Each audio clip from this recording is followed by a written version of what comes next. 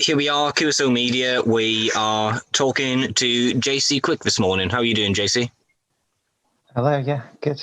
Doing very well, you? Yes, yeah, we're not too bad. Yeah. Do you want to kind of sum up what you're doing about 3 words for our listeners? 3 words. Queer, DIY, and basic. I like that. I like that a lot. Why basic? Because I'm basically learning everything from scratch. I learned how to play guitar from scratch a few years ago. I've been learning how to do sound engineering and stuff from scratch, and now I'm sort of delving into learning how to do music production from scratch. And it's all very DIY. But that's what I kind of love about it. The way I learn is very much in public. Mm-hmm. That's awesome. The DIY ethos is very important to you then. Yeah, for sure. If it wasn't for that, I don't think I would be a creative of any kind, because I wouldn't have found a space to put out my ideas or start performing. This idea that you don't have to be ready, you don't have to be perfect to be a musician or a producer or whatever. The most important thing is getting your output out there into the world, and that was a really powerful idea that I kind of discovered through DIY and punk. And it's something that I have really taken to heart in everything I do. How did you discover that idea?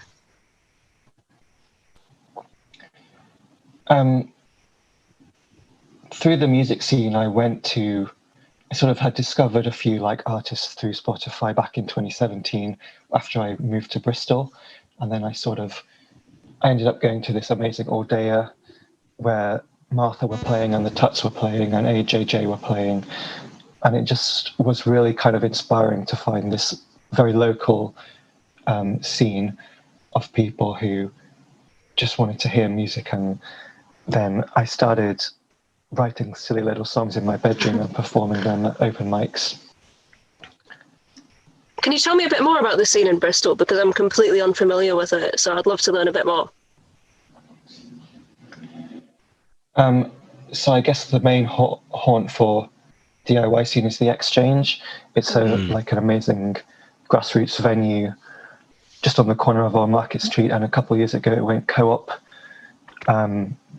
community shareholders, so it raised about £250,000 from people buying shares. That's brilliant. Jeez. Yeah, so it's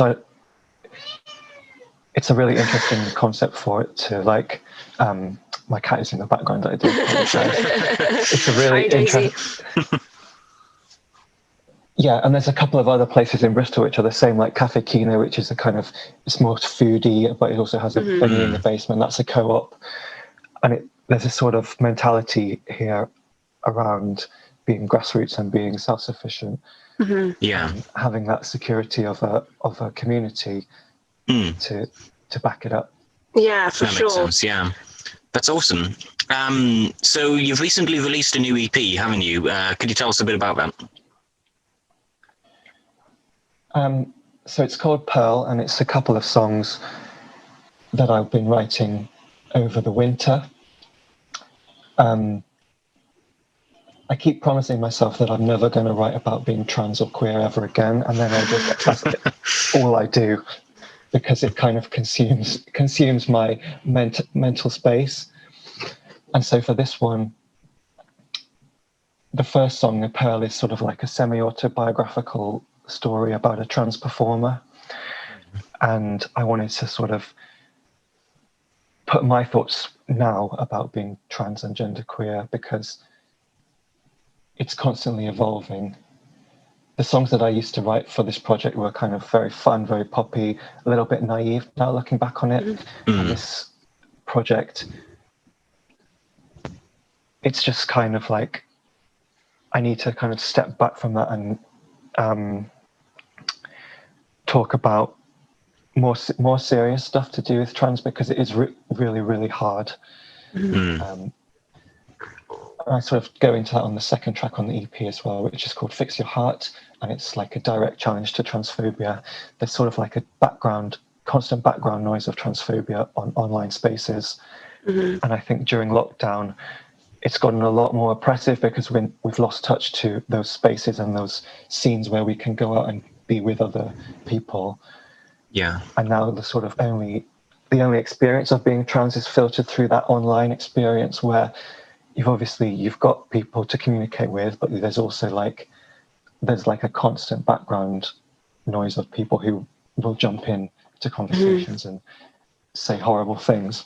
Yeah. Absolutely. Yeah, it's completely inescapable when you're online, isn't it? Mhm. What do you feel was the turning point that made you go, right, I need to write about these more serious topics now? Because you said that your old music you felt was more naive. What do you think catalyzed that change for you? I don't know. I think it's just that maturity that comes with living with being trans over a few years. Like when I first started writing songs for this, that was like baby trans. That was me exploring my like how fun it is to be genderqueer and dressing in women's clothes and doing stuff like that, and which is still stuff that I believe. But then after a few years of actually trying to live with that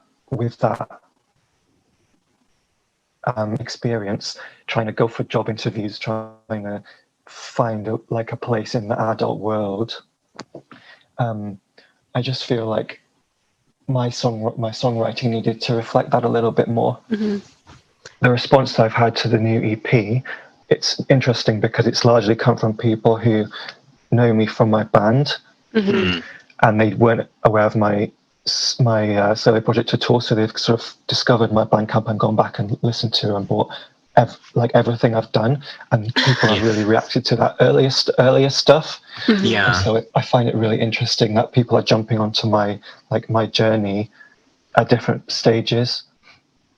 It must be really interesting having that growth as a writer then from some of your earlier singles. Like, I mean, comparing your growth as a writer from songs like Passport, then going on to your work with Nervous Rex, of course, and then to the new EP. How would you say your writing style then has changed? I'm just kind of constantly learning stuff, trying to make it a bit more complex. It's always been, the punk ethos of having 3 chords and something to say. But then I've sort of I want to push it more musically and have more melodies and stuff. And I was open up. I think this is the first one where I've opened up to collaboration.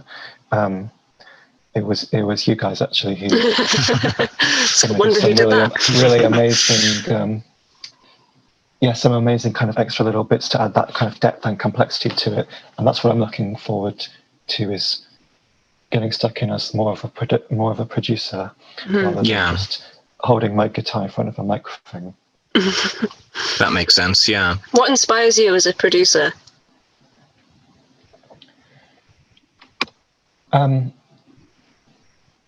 At the moment, I'm getting really into like 100 gecs and Dorian Electra and that kind of really freaky queer sound.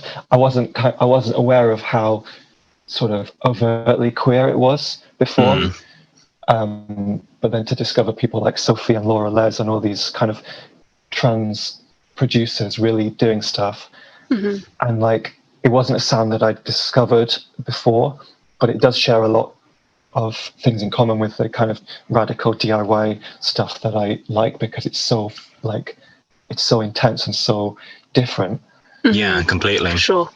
And that's kind of an inherently queer thing that appeals to me, is just like really going in there and fucking it up and still making it sound good. Yeah. And so that's kind of something that I want to emulate going forwards, is maybe stepping away from like the guitar based punk stuff and like going full pop. Quite a lot of the pop stuff exists in a very online space, doesn't it? So had you interacted with that much before you were pushed online during the pandemic and kind of away from your face-to-face queer spaces?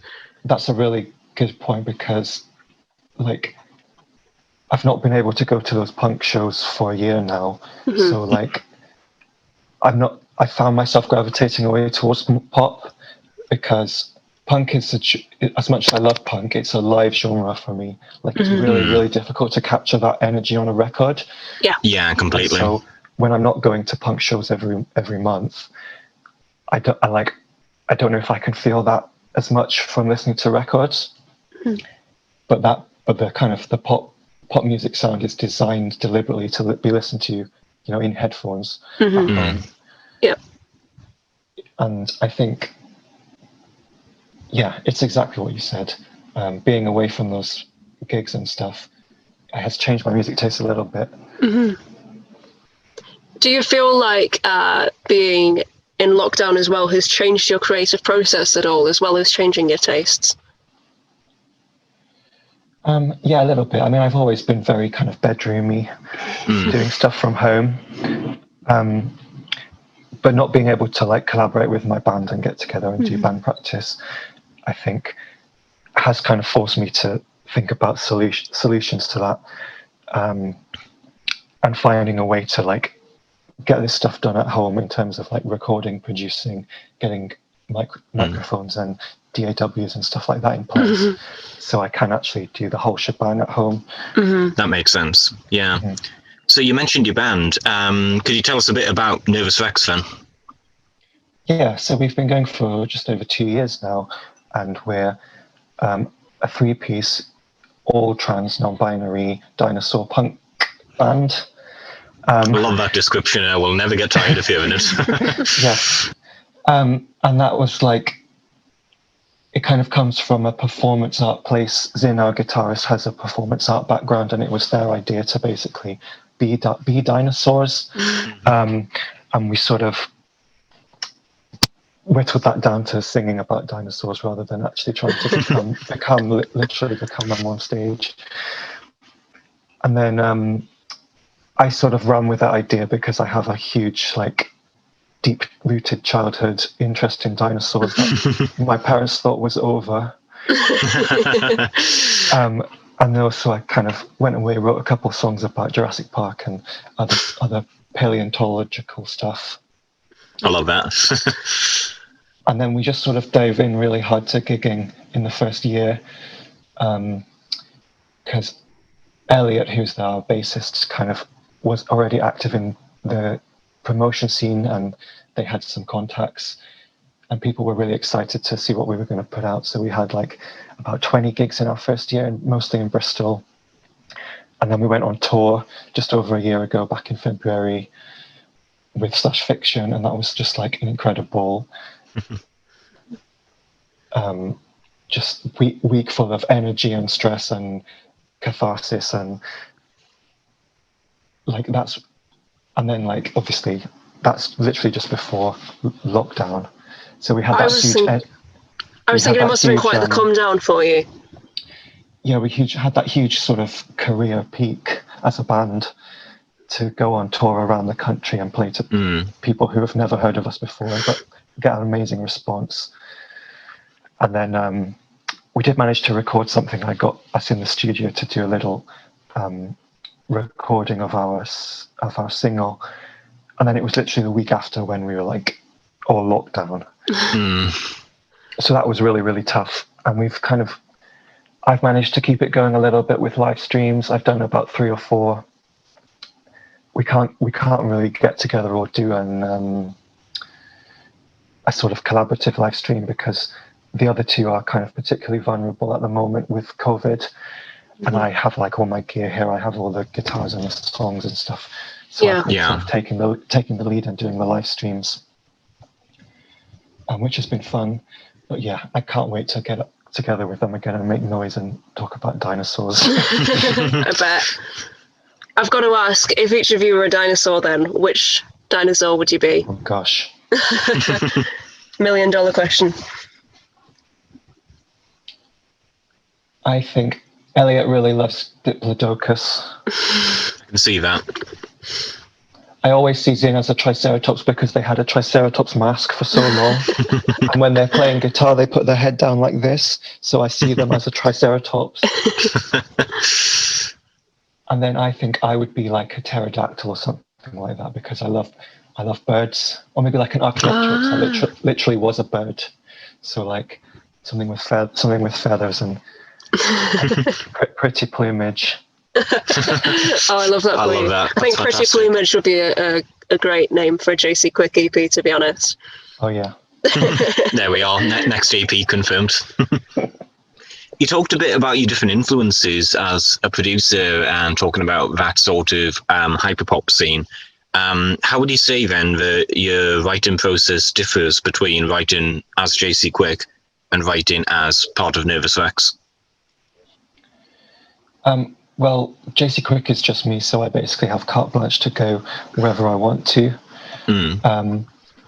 With Nervous Rex, it's more of a kind of collaborative thing, where I write down the songs as I would perform them, and then we have to get together and put in a bass part, put in the guitar part that Zin wants to do, and that's kind of it's a completely different process where you're involving 3 different people to get that kind of art, that piece of art that wouldn't exist without anyone's input.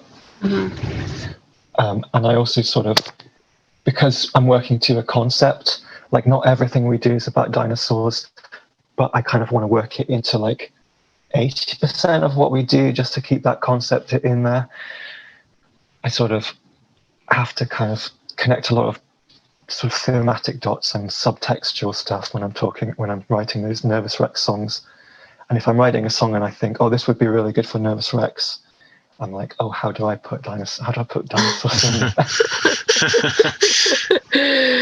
So you play drums in Nervous Rex, right? Mm-hmm. I've never played drums before in my life.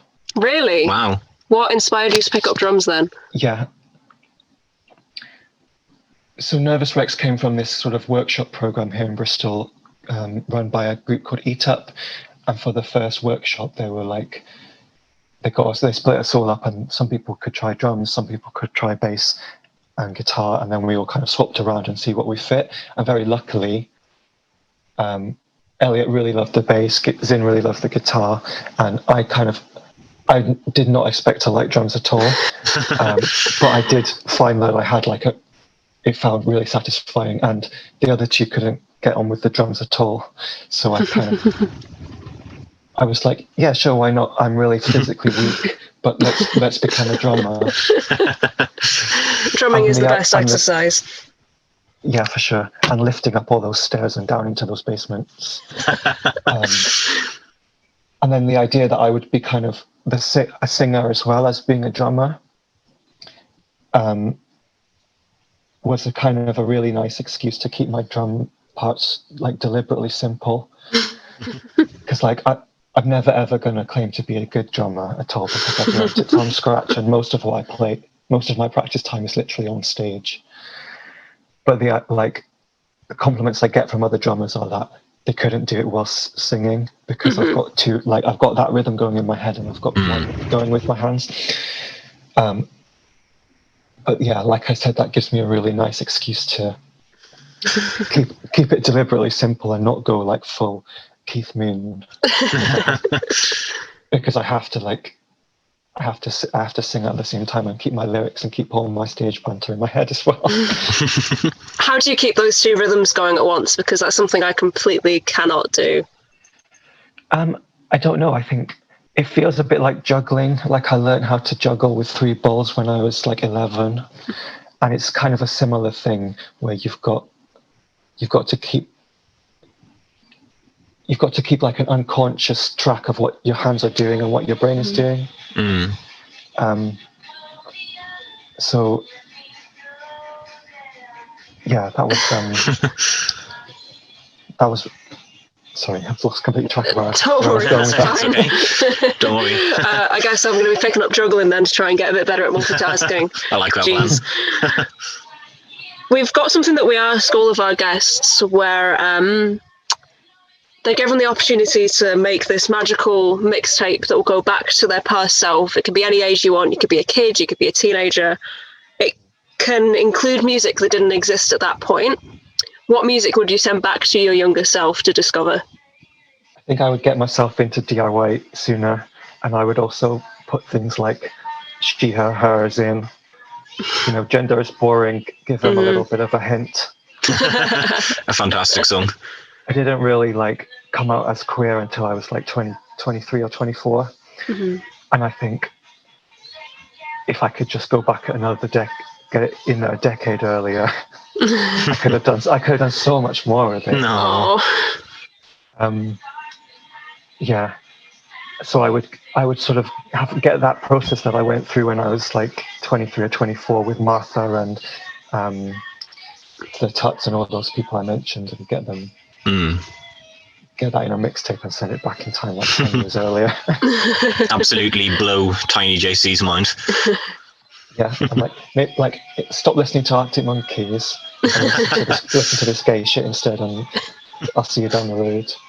I'm glad I'm not alone in being into the Arctic Monkeys around that age and just not discovering other music for a while. Yeah, it was weird as well because I didn't ever go out or go drinking or do all those things that they were talking about. But I was yeah, this is what I should be doing. This is my gender now. Gender is monkey. Yeah. I love that. Okay, brilliant. This has been a fantastic discussion. Thank you. Is there anything else that you want to plug before we wrap this up? I don't think so. I'm kind of working on some more songs that might be for JC Quick or maybe another project. Ooh. It depends how 100 gex I go.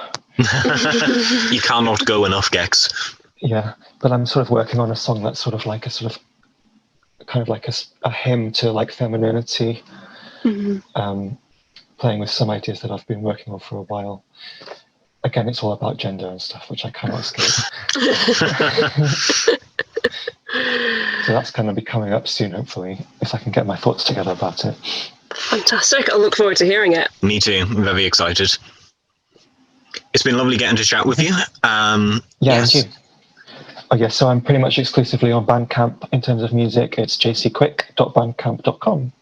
And I'm at jcquickdiy on Twitter and all the socials. Fantastic. Fabulous. Brilliant. Well, this has been lovely getting to chat with you. We've been QSO Media chatting with JC Quick.